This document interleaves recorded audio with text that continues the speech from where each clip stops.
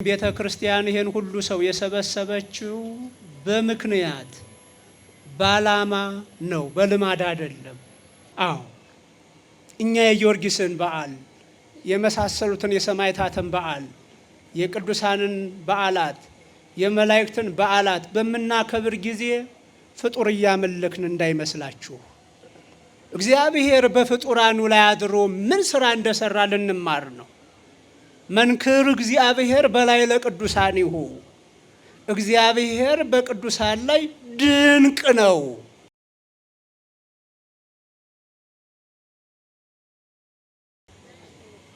አርአያ ሀሰ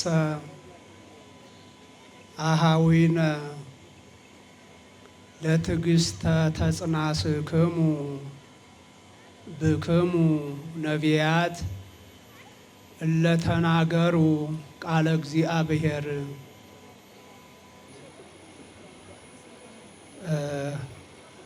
ወሃቤ ሀብታት ፍስሐ አለሙ የመቄት ወረዳ ቤተ ክህነት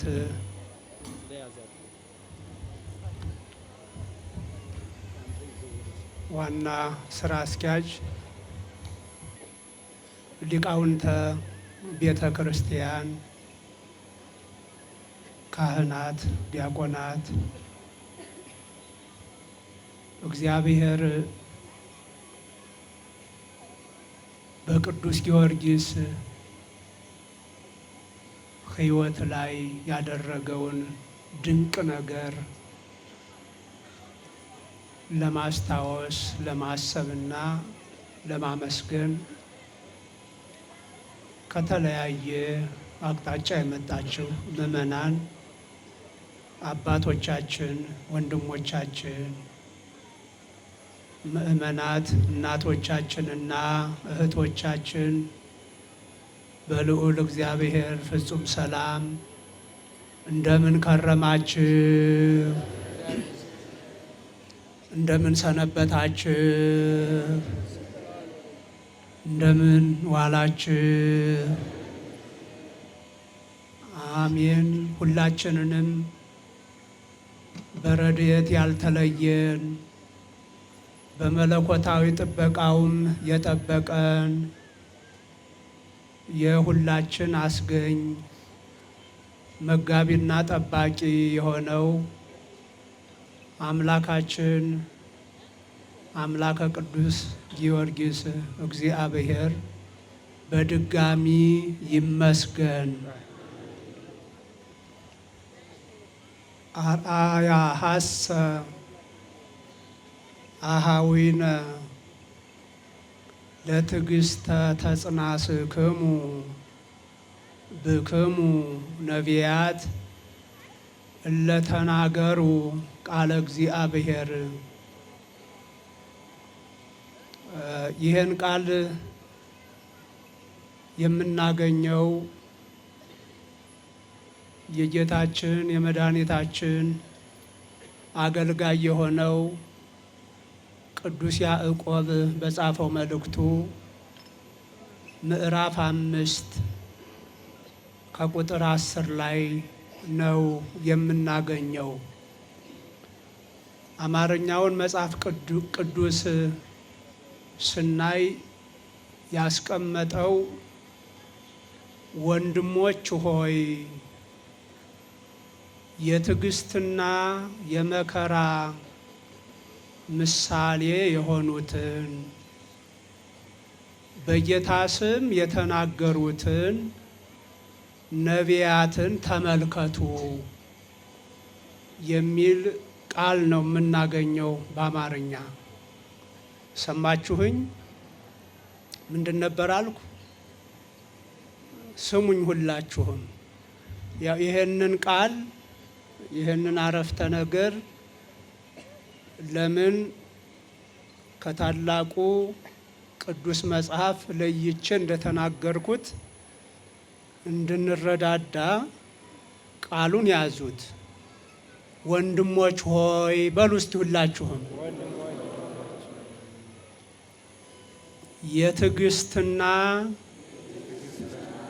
የመከራ ምሳሌ የሆኑትን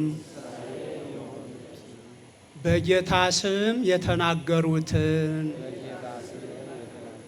ነቢያትን ተመልከቱ። በደንብ ያዟት፣ ግድ የላችሁም። ወንድሞች ሆይ በሉ ሁላችሁ የትዕግስትና የመከራ ምሳሌ የሆኑትን በጌታ ስም የተናገሩትን ነቢያትን ተመልከቱ። እንግዲህ ይህን የተናገረው እንዳልኳችሁ ራሱ ስሙን እንደነገረን ቅዱስ ያዕቆብ ነው። ራሱን መጀመሪያ በምዕራፉ መግቢያ ላይ ሲገልጽ ያዕቆብ ገብረ እግዚአብሔር ወእግዚእነ ኢየሱስ ክርስቶስ ይላል። የእግዚአብሔር አብና የጌታችን የኢየሱስ ክርስቶስ ባሪያ ከሆነው ከያዕቆብ ለ12ቱ ነገደ እስራኤል የተጻፈ እንደሆነ ነው የሚያስተዋውቀው። እና ይህንን ጽሑፉን ሲልክ የተለያዩ ምክንያቶች ነበሩት። ከብሉይ ኪዳን ከይሁዲነት ወደ ክርስትና ለመጡት እስራኤላውያን ሲጽፍ በተግባር የተገለጸ እምነት እንዲኖራቸው እንዲያው አምኛለሁ ብቻ ሳይሆን ክርስቶስን አውቄያለሁ ብቻ ሳይሆን ዕውቀታቸው እምነታቸው በተግባር የተገለጸ እምነት እንዲሆን አስቦ የተናገረው የጻፈው መልእክት ነው እና በዚህ መልእክቱ ምዕራፍ 5 ቁጥር 10 ላይ አሁን የተናገርነውን ቃል ያስቀምጣል። እየሰማችሁ ነው? ሁላችሁም ይሰማል አይደለ? ለምን እንደመጣችሁ ለምን እዚህ እንደቆያችሁ ተረድታችሁ ብትሄዱ በረከቱ እጥፍ ድርብ ይሆናል። እየሰማችሁ ነው? ምክንያቱም ይሄ ሁሉ ሰው የተሰበሰበው ወይም ቤተ ክርስቲያን ይሄን ሁሉ ሰው የሰበሰበችው በምክንያት በዓላማ ነው፣ በልማድ አይደለም።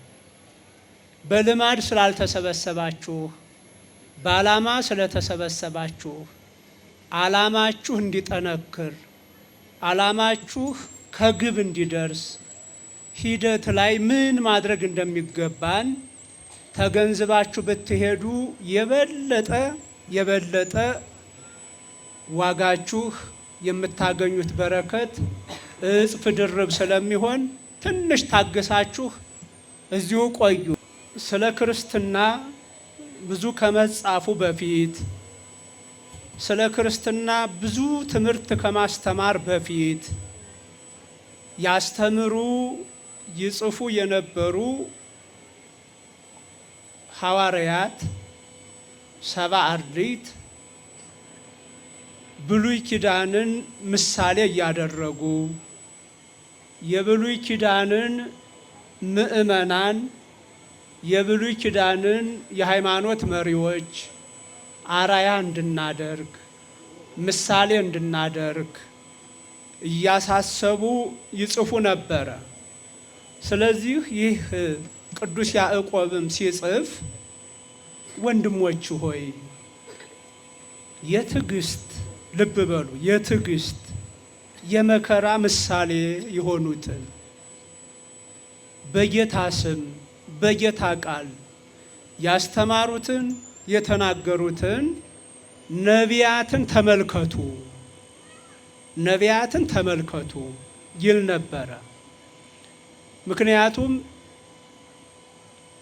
በሃይማኖት ለመጽናት በስነ ምግባር ታንጾ ለመቀጠል እግዚአብሔርን ከቃል ያለፈ በተግባር ያስደሰቱት እግዚአብሔርን የሰበኩ ለምእመናን ያስተዋወቁ በእግዚአብሔር ቃል ብዙ ምእመናንን ብዙ ነፍሳትን ያተረፉ መምህራንን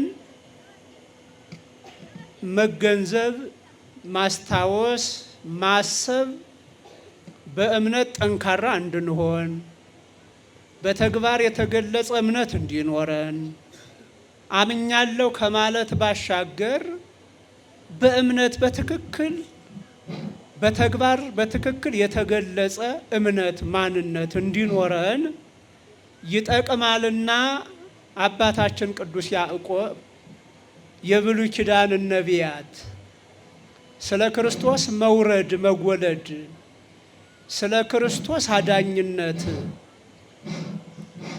የተናገሩትን ማሰብ እንዲገባ በደንብ ያሳስብ ነበረ። የትዕግስት የመከራ ምሳሌ የሆኑትን መከራን እንዴት በትዕግስት እንዳስተናገዱት ትዕግስተኛ ምእመን ትዕግስተኛ የሃይማኖት ሰው እንዴት መሆን እንደሚቻል ኢሳይያስን ማሰብ ትልቅ ነገር ነው። ነቢዩ ኢሳይያስን፣ ነቢዩ ኤርምያስን፣ ነቢዩ ሕዝቅኤልን፣ ነቢዩ ዳንኤልንና ሌሎችንም ነቢያት ማሰብ እነ ኢዮብን ማሰብ ትልቅ አቅም ይሆናል። ስለዚህ እነሱን ተመልከቱ አለ። በሕይወተ ሥጋ ያሉም አልፈዋል፣ በሥጋ ተለይተዋል፣ አርፈዋል። ግን ሕይወታቸው ትዕግስታቸው ምን እንደሚመስል ደግሞ በብሉይ ኪዳን መጽሐፍ ጥንቅቅ ብሎ ተቀምጧል። ያን እያያችሁ ያን እያነበባችሁ እንዴት አይነት ሕይወት እንደነበራቸው በመንፈስ ተመልከቱ።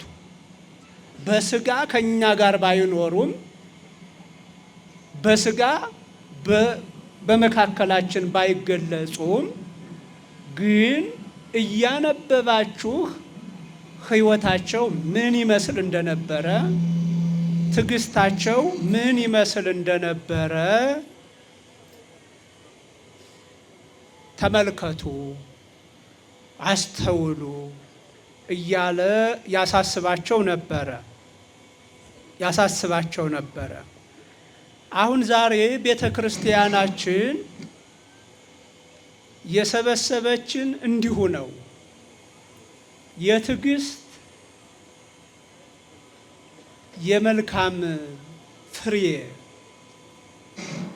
ምሳሌ ከሚሆኑት ደግሞ የሐዲስ ኪዳን መሪዎች የሐዲስ ኪዳን ምእመናን ወይም አማኞች አንዱ የሆነውን ቅዱስ ጊዮርጊስን ለማሰብ ነው የተሰባሰብነው። ምክንያቱም ዛሬ ቅዱስ ጊዮርጊስን ስብስብ ብለን ማን ነበረ፣ ሕይወቱ ምን ይመስል ነበረ ብለን ስናስብ ስንመለከት የእኛ ሕይወት የእሱን ሕይወት እንዲመስል እሱ እግዚአብሔርን ደስ እንዳሰኘ እኛም እንዴት ደስ ማሰኘት እንደምንችል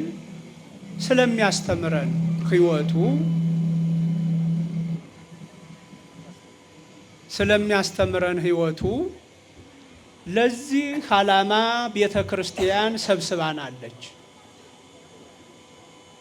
ሰብስባናለች።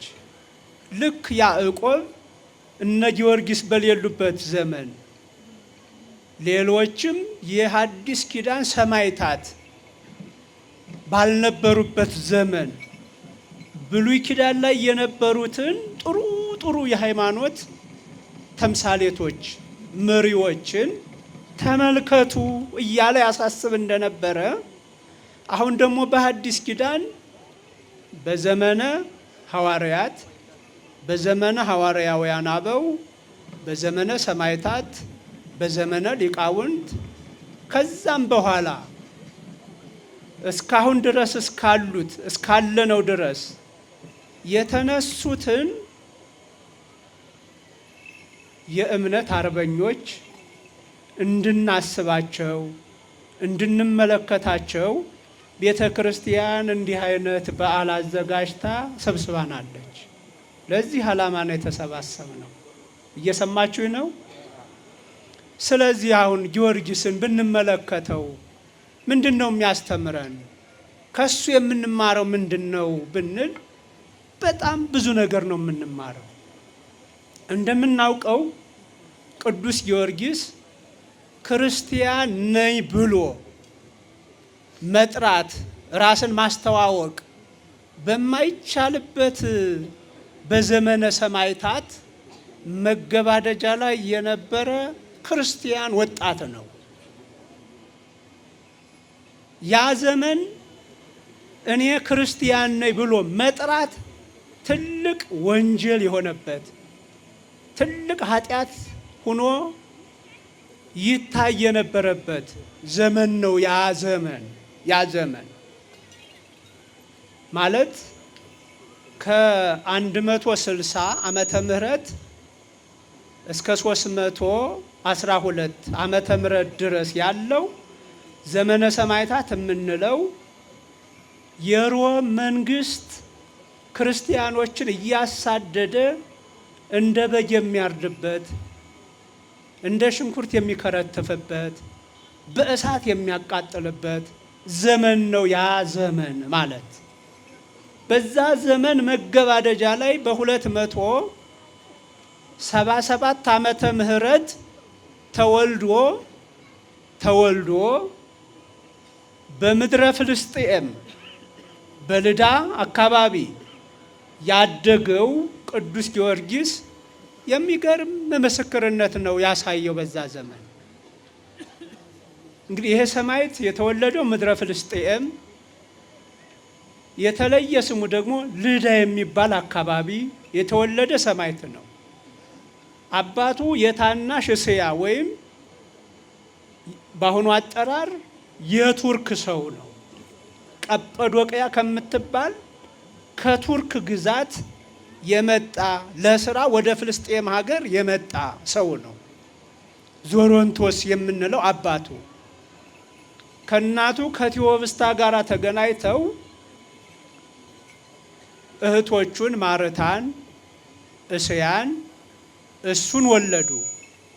ቅዱስ ጊዮርጊስ ተወልዶ 10 ዓመት ሲሞላው ያ በሃይማኖት ኮትኩቶ ተንከባክቦ ያሳደገው አባቱ ዞሮንቶስ ከዚህ ዓለም በሞት ተለየ። እሱ ሲለይ እናቱ እንደዛው ከአባቱ ጋር ሁና በስነ ስርዓት በሃይማኖት በምግባር ታስተምረው እንደነበረ ቀጥላለች። በሃይማኖት በስነ ምግባር አንጻ ልጇን አሳድገዋለች። አባቱ በመሞቱ ምንም ሳይጎርልበት በስጋ ብቻ ሳይሆን በነፍሱ ምንም ሳይጎርልበት ነገ ምግባረ ብልሹ ሆኖ ይሄ ሴት ያሳደገው ተብሎ እንዳይሰደብባት አድርጋ በስነ ስርዓት በወንጌል አንጻ አሳደገችው። እየሰማችሁ ነው እናቶች? አሳደገችው 20 ዓመት እስከሚሞላው ድረስ ዓለማዊውንም እውቀት መንፈሳዊውንም እውቀት እግዚአብሔርን ማወቅንም ምድርንም ሳይንሱንም ማወቅንም በተለይ ደግሞ በወታደራዊ ሳይንስ ላይ በቂ እውቀት እንዲኖረው አድርጋ እናት አሳደገችው። በ20 ዓመቱ ፈረሰኛ እንግዲህ ፈረሰኛ ማለት በዛ ዘመን ፈረስ ላይ ሆኖ የሚዋጋ ጀግና ወታደር ማለት ነው። እንደዛ አይነት ሙሉ ወታደር ነበረ በ20 ዓመቱ ቅዱስ ጊዮርጊስ እየሰማችሁ ነው። ክርስትና ወታደር አትሆኑ አይልም። ክርስትና ፖሊስ አትሆኑ አይልም። ክርስትና የፖለቲካ መሪ አትሆኑ አይልም። ክርስትና ነጋዴ አትሆኑ አይልም። ቄስ ብቻ ሆኖ አይደለም የሚለው፣ ወይም መነኩሴ ብቻ ሆኖ አይደለም የሚለው። በክርስትና ወታደርም መሆን፣ ነጋዴም መሆን፣ የፖለቲካ መሪ መሆንም ኃጢአት አይደለም፣ ከሃይማኖት ጋርም አይጋጭም። ቤተ ክርስቲያን ወይም ክርስትና የሚያወግዘው በወታደር መካከል የሚኖረውን የሥነ ምግባር ጉድለት፣ በፖለቲካ መሪዎች መካከል ያለውን የሥነ ምግባር ጉድለት፣ በነጋዴዎች መካከል ያለውን የሥነ ምግባር ጉድለት ነው ቤተ ክርስቲያን የምታወግዘው እንጂ ወታደር መሆን፣ ነጋዴ መሆን፣ የፖለቲካ መሪ መሆን ኃጢአት አይደለም። ልጆች ኃጢአት አይደለም። ስለዚህ ቅዱስ ጊዮርጊስ ጥሩ ክርስቲያን ነው። እግዚአብሔርን የሚያውቅ ነው። እግዚአብሔርን የሚፈራ ነው። ደግሞ ወታደር ነው። ወታደራዊ ሳይንስ የተማረ ሰው ነው። እየሰማችሁ ነው። አይጋጭምና ከእምነት ጋር። ስለዚህ በእንዲህ አይነት ሆኖ 20 ዓመት ሲሞላው ምድረ ፍልስጤምን አባቴ ይዞት በነበረው የስልጣን ማዕረግ ተሹሜ ባገለግልስ ብመራስ ብሎ አሰበ። ምክንያቱም መሪ መሆን ኃጢአት አይደለም። ራስ ወዳድነትን ሌላ ነውርን ነው እንጂ መንቀፍም ማውገዝም ያለብን ጥሩ ክርስቲያን ሆኖ ጥሩ የፖለቲካ መሪ መሆን ኃጢአት አይደለምና ብመራ እንደ አባቴ እንደ ዞሮንቶስ ብሎ አሰበ። በዚያ ዘመን እንግዲህ አብዛኛው እስከ መካከለኛው ምስራቅ ድረስ የሮም መንግስት ቅኝ ግዛት ነው። ያ ዘመን ቅዱስ ጊዮርጊስ የነበረበት ዘመን ደግሞ ዲዮቅልጥያኖስ የሚባለው ገናና አረማዊ ጨካኝ ክርስቲያኖችን የሚያሳድድ መሪ የነበረበት ዘመን ነው እና በዚያ ዘመን እንግዲህ ከስሩ እንደነ ዱድያኖስ የመሳሰሉት መሪዎች አሉና ከእስራኤል ምድር ከፍልስጤም ወጥቶ ወደ ፋርስ ወደ ባቢሎን ዋናው የፖለቲካ ማዕከል ወደ ሆነው ሄዶ የአባቱን ስልጣን ለመረከብ ከነዱድያኖስ ከባለስልጣናቱ ዘንድ ደረሰ እና ወደዛ ሲደርስ አንድ ነገር ተመለከተ፣ አንድ ነገር ሰማ፣ አስተዋለ። ያ ምንድነው? ክርስቲያን ተብሎ መጠራት ሹመት የሚያሰጥ ሳይሆን ቅጣት የሚያሰጥ ሆኖ ተመለከተ። እየሰማችሁ ነው? እንዲሁ በከንቱ አልተሰበሰብንም ዛሬ። በጣም እዚህ ላይ ነው ልብ ማለት ያለብን። ጊዮርጊስ ማን ነው? ጊዮርጊስ ምኑ ነው የሚያስተምረኝ? ለምን ዛሬ በእሱ ስብረተ አጽም ተብሎ በተሰየመው በዓል ላይ ለምን ተገኘው ቤተ ክርስቲያን ላይ ብለን መጠየቅና መረዳት አለብን ልጆች። እና ሲያይ አይደለም ስልጣን ማግኘት ህይወትን ያስነጥቃል፣ ህይወትን ያስቀማል። ስልጣን አይደለም ሌላ ክብር አይደለም፣ ህይወትን ያስነጥቃል። እና ይሄን ሰማ። ወደ ዱድያኖስ ሲቀርብ ክርስቲያን እንደሆነ ራሱን አስተዋወቀ፣ አላፈረም። ከዚያ ባለስልጣኑ ዱድያኖስ አንተ አሁን ክርስቲያን ነህ፣ ስልጣን አንሾምህም፣ የፍልስጤም ግዛት መሪ አናደርግህም፣ የፍልስጤም መሪ እንድትሆን እኛ የምናመልከውን ጣዖት አምልክ፣ እኛ ለምንሰግድለት ጣዖት ስገድ፣ ከዚያ በኋላ ትሾማለህ፣ ትሸለማለህ አለው። እየሰማችሁ ነው ወጣቶች? እናንተ ብትሆኑስ? እኛ ብንሆንስ ምን ትሉ ይሆን? ምን እንል ይሆን? ምን እንመርጥ ይሆን? የትኛውን ነው የምንመርጠው? እውነት ክርስትናውን እንመርጥ ይሆን? ቅዱስ ጊዮርጊስ ምን አለ? ሽልማቱም ክብሩም ሁሉም ነገር ይቅርብኝ፣ እኔ ክርስቲያን ነኝ አለ።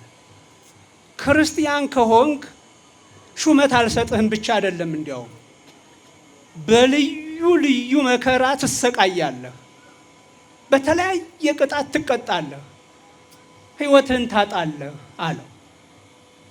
እኔ ክርስቶስን ክጄ በሕይወተ ሥጋ ከምኖር ተሹሜ ተከብሬ ከምኖር በሥጋ ተገርፌ በሥጋ ተዋርጄ እውነት የሆነውን ሕይወት ክርስቶስን ይዤ እቀጥላለሁ አለ። እውነት ይሄን እንል ይሆን ወይ ወጣቶች? ጊዮርጊስ ማለት ይሄ ነው። ወንድሞች ሆይ የትዕግስትና የመከራ ምሳሌ የሆኑትን በጌታ ስም የተናገሩትን ነቢያትን አስቡ እንዳለ ሁሉ ዛሬ ቤተ ክርስቲያን ጨምራ ደግሞ ሰማዕታትን አስቡ ተመልከቱ እያለችን።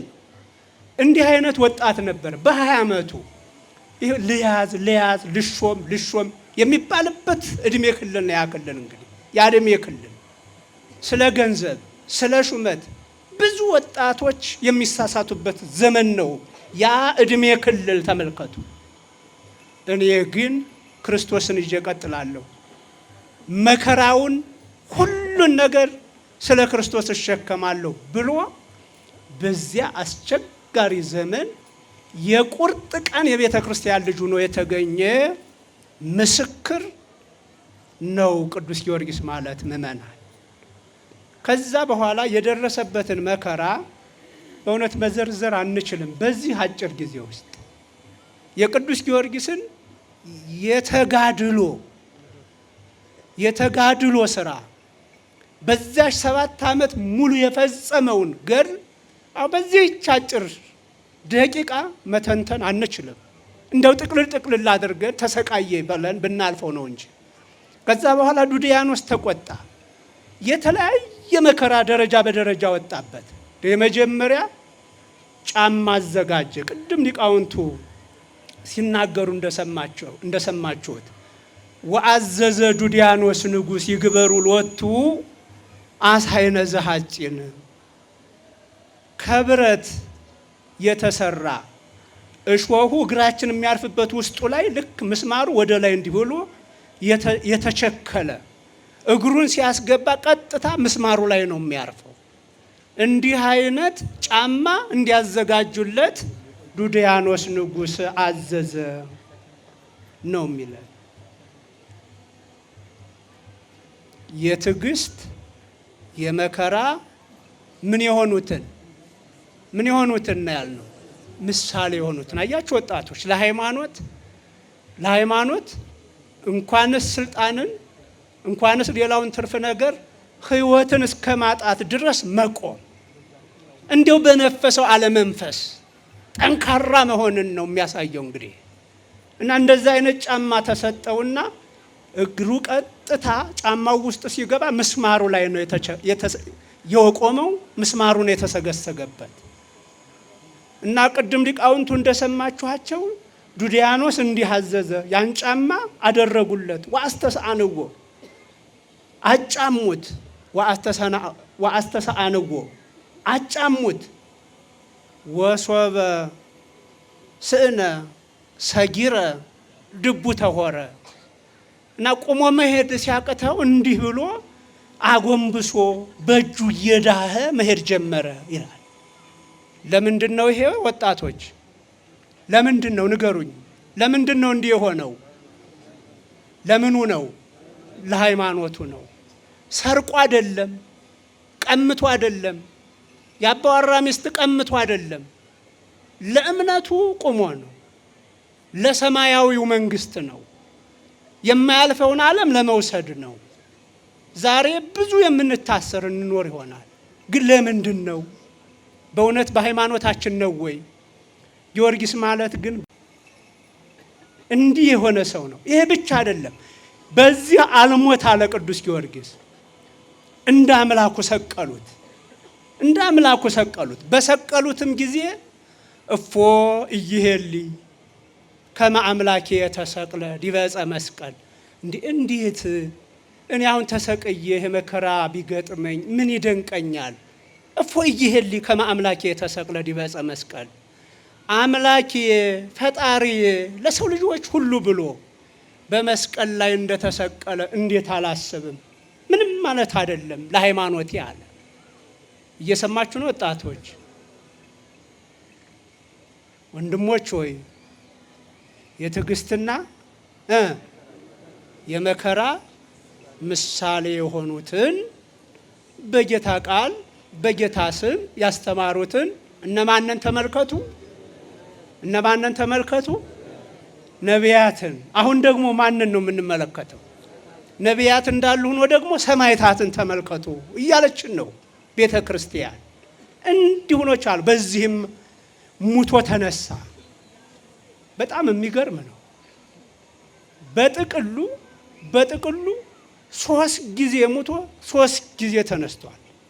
በአራተኛው ነው ያረፈው።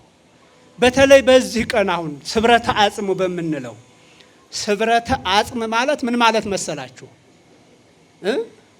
ምእመናን ወጣቶች ዛሬ ምን በዓል ነው የምትሉት? ስባረ አጽሙ ወይም ስብረተ አጽሙ ደግሞ የእናንተ አጠራር ይኖራል የምእመናኑ። ስብረተ አጽም ማለት የአጥንት መሰበር መድቀቅ ማለት ነው። ጊዮርጊስን አረዱት፣ እንደ ሽንኩርት ከረተፉት፣ ስጋውን አጥንቱን ከሰከሱት፣ በብረት ምጣድ ቆሉት። እየሰማችሁ ነው? በብረት ምጣድ ቆሉት። ያንን የተቆላውን ፈጩት፣ አመድ ሆነ፣ እንደ ዱቄት ሆነ። ከዛ በኋላ እንዳይነሳ ተብሎ እኮ ነው ይድራስ በሚባል ተራራ ላይ እንዳለ አመዱን ረጩት። አይገርማችሁም? ለምን ብሎ ነው ይሄን ሁሉም የሆነው? ወጣቶች እየሰማችሁ ነው? ቅድም ሆት ስትሉ የነበራችሁ እየሰማችሁ ነው? ለምንድን ነው ይሄን የሆነው? ለሃይማኖቱ ብሎ፣ ለእውነት ብሎ፣ ህሊናውን ላለመሸጥ ብሎ ማለት ነው። እንዲሆን ሞተ፣ ተፈጨ፣ ስጋው ተረጨ፣ እንዳመድ ተዘራ። ግን በእውነት ይሄ ተግዳሮት፣ ይሄ ትግል፣ እነ ዱድያኖስ የሚታገሉት ትግል እውነት ከጊዮርጊስ ጋር ነው? ከእግዚአብሔር ጋር እኮ ነው። እግዚአብሔርን ማሸነፍ ይቻላል? እንደውም እግዚአብሔር ምን አደረገ? እሱን ዘርተው ወታደሮቹ ከተማ ሳይገቡ እሱ ቆሞ እንደገና ቀድሟቸው ከተማ ተገኘ።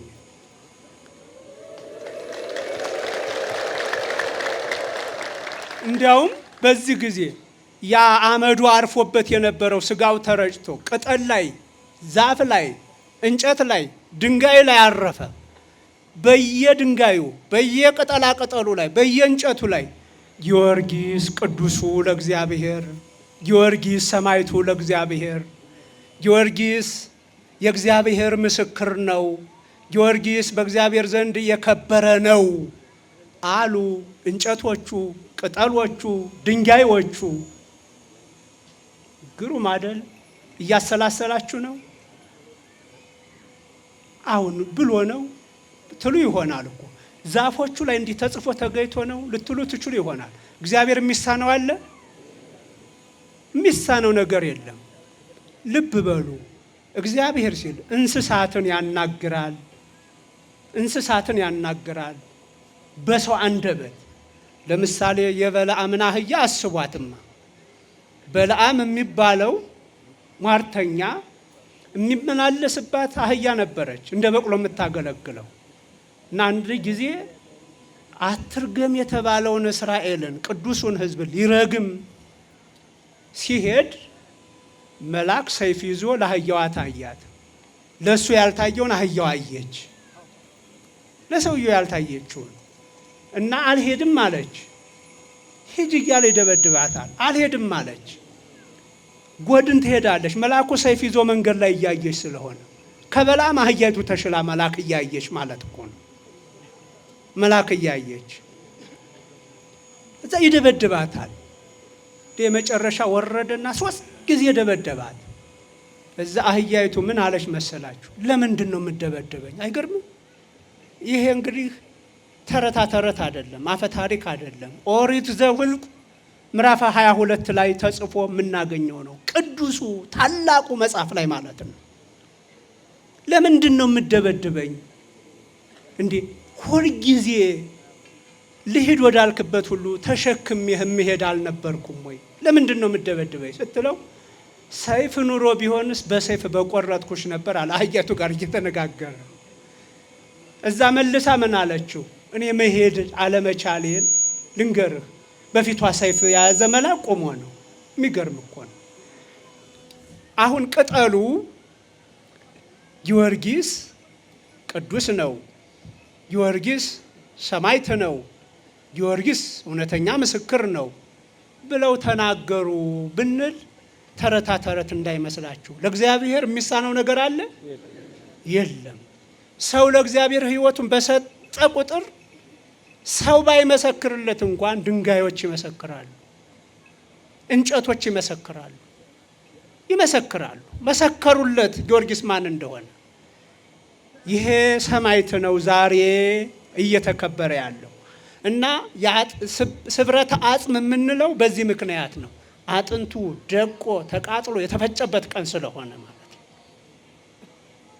ይሄ ምን ያስተምራል? ምእመናን በሃይማኖት መጽናትን አይደለም። እንዲህ እያደረጉት አንድ ቀን አንዱን ይዤ እንኳን ልሙት አላለም። ይገርማችኋል። እንዲሁ ከዱድያኖስ ባለስልጣናት አንዱን ገድዬ አብሬ ልሙት አላለም። ይሄ እኮ ነው የሚያስገርመው እኮ። አንዱን ይዤ ልሙት አላለም። ትዕግስቱ ተመልከቱ። እኛ ከወንድሞቻችን ጋር መኖር አቃተን አይደል? እኛ ባል ከሚስቱ ጋር እንዴት መኖር እንዳቃተው እስኪ ተመልከቱ። ወንድም ከወንድሙ ጋር እንዴት መኖር እንዳቃተው፣ እንዴት እልህኞች እንደሆነ፣ እንዴት ፍቅር እንደጠፋ፣ እንዴት ትዕግስት እንዳጣን እስኪ ተመልከቱ። እና በእውነት በዚህ ዘመን ጊዮርጊስን መመልከት ትልቅ ነገር ነው ወንድሞች። ይሄ ነው ጊዮርጊስ ማለት እንግዲህ ይህንን ሰማዕት እንድንመለከተው በአይነ ህሊና እንድናየው ነው ዛሬ ቤተ ክርስቲያን የሰበሰበችን። ልክ ናት? ልክ አይደለችም? መሰብሰቧ ልክ አይደለ? አዎ። እኛ የጊዮርጊስን በዓል የመሳሰሉትን የሰማዕታትን በዓል፣ የቅዱሳንን በዓላት፣ የመላእክትን በዓላት በምናከብር ጊዜ ፍጡር እያመለክን እንዳይመስላችሁ። እግዚአብሔር በፍጡራኑ ላይ አድሮ ምን ስራ እንደሰራ ልንማር ነው። መንክር እግዚአብሔር በላይ ለቅዱሳኒሁ፣ እግዚአብሔር በቅዱሳን ላይ ድንቅ ነው እንዳለው ሁሉ በጊዮርጊስ ላይ፣ በሌሎችም ሰማዕታት ላይ፣ በሐዋርያት ላይ፣ በቅዱሳን ላይ አድሮ ምን እንደሰራ እያወቅን እየተገነዘብን ስራህ ግሩም ነው፣ ስራህ ድንቅ ነው ብለን ልናከብረው፣ ልናመሰግነው፣ እልል እያልን ስለ ኃያልነቱ ልንመሰክርለት ቤተ ክርስቲያን ሰበሰበችን። ምእመናን ጥሩ አይደለ?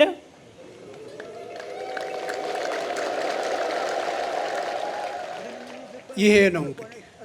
ስለዚህ ወንድሞቻችን ግድ የላችሁም፣ ወደ ሰማዕታት እንመልከት፣ ወደ ቅዱሳን እንመልከት፣ እንረጋጋ።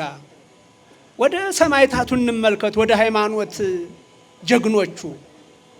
እግዚአብሔርን እንዴት ማስደሰት እንደሚቻል እነ ጊዮርጊስ ያሳዩን። በእውነት ነቢያት ያሳዩን፣ ሰማዕታት ያሳዩን። ልብ እንበላቸው።